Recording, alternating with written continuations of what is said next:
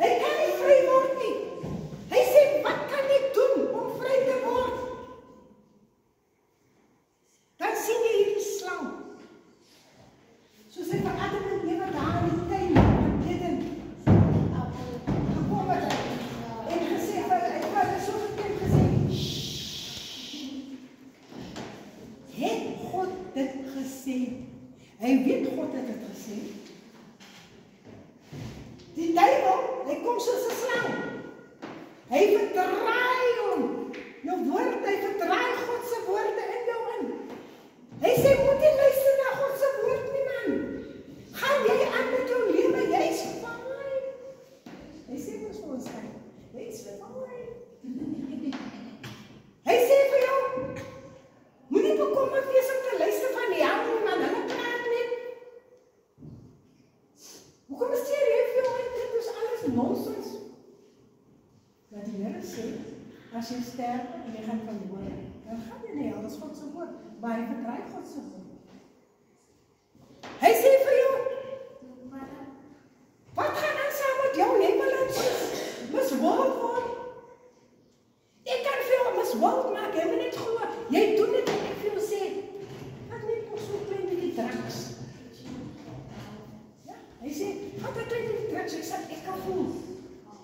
Jy sal sommer sterk voel. Maar wat gaan die drugs aan jou doen?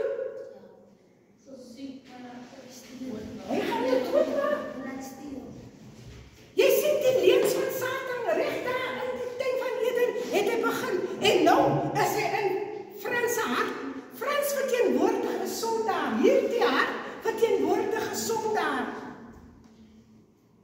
Dan het hy die padda, hy is 'n slijmerige vuil dier. Hy kan ook giftig wees. Jy weet, die tong van jou kan baie giftig wees. Die tong kan baie mense seermaak. Die tong kan baie mense doodmaak. Leuns en meer leuns kan veroorsaak dat jy verder en verder en verder van God afgaan. Maar sien die oog. Sien die oog van God. Hy kyk daar binne in die hart in. Hy kyk in die hart van Frans. En hy sê, Frans, kom terug. Frans, moet nie dat Satan die heerser wees van jou lewe en jou hart nie. Daar die gewete van Frans, hier die verteenwoordig die gewete. Die gewete van Frans is so donker, is so vuil, is so sondig. Hy dink nie aan God nie, hy is verlore. En dit, hoe is sondaar se hart is. Dan vraag ek van myself, is my hart so, Here? Die Heilige Gees van God is uit my hart uit. Die engel van die Here staan daar. My lewe is besig om in die afgrond af te sak. Maar Frans begin te uitroep en uit te skree. En hy sê, Here, help my. Here, help my. Ons sien, toe gebeur daar iets in Frans se lewe. Terwyl Frans uitskree, toe sê die Here, ek kom.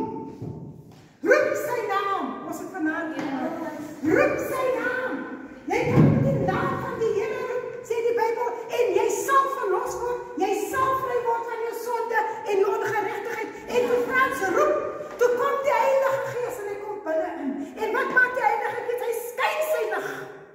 En toe die lig van God inkom, toe hardloop daar die vuil diere uit Frans se hart uit. En die engel van die Here kom en hy begin die swaard, wat is die woord van God, en hy begin te kap. Hy sê, julle sal uitgaan, weg uit Frans se hart en sy lewe. Ons sien die Paul, hy het nie meer tyd daar nie. Die bokram is nie meer daar nie, die valk is besig met, die duivel begin vir hom weg te skuil. Hoe hy is bang, en hy weet, God is 'n groot God. God is die God wat groot dinge kan doen. Die padda vlug, die luiperd hardloop weg, en die engel, ons sien, die engel haal daar die dode beeld uit daar wat daar in die lewe van Frans gewees het. En Frans se gelaatskleur, sy hele gesig verander, want die lig van God het ingekom in Frans se lewe. Ek sê dat dit is net God wat jou lewe kan verander. Dit is net God wat jou kan gaan reinig. Al die dinge wat jou vasbind, maar as jy roep op die naam van die Here, sal jy gered word. Daar's geen ander weg nie. Ons kyk en ons sien dat dinge het gebeur in Frans se lewe. Die engel van die Here kom en hy bring die woord in Frans se hart in. En ons sien dat Frans se geheue is totaal verander, skoon en reinig gewas deur die bloed van Jesus. Dit is alleen net die bloed van Jesus wat ons kan reinig en vrymaak van ons sonde en ons ongeregtigheid. Ons sien dat die Heilige Gees daar wat die duiwel gewees het, hy is nou op die troon van Frans se hart. Ons sien al hierdie vuil diere is verwyder, is uitgestuur. Wanneer die Here 'n werk in jou lewe doen, dan maak hy jou reinig. Hy maak jou skoon, hy maak jou heilig, hy verander jou en hy maak jou 'n nuwe persoon in Christus. Dit is wat God kan doen.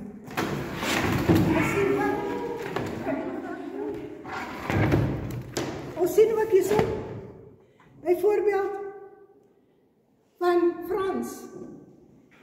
Hy begin nou te leer van die dinge van die Here. Frans onthou die tyd wat Jesus daar gewees het, wat op die kruis gesterf het. Hy het gehoor dat Jesus vir sy sonde gesterf het.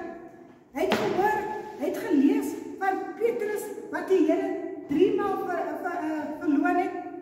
Hy het gehoor van Christus se kleed wat gebreek en geskeur gewees het deur die soldate.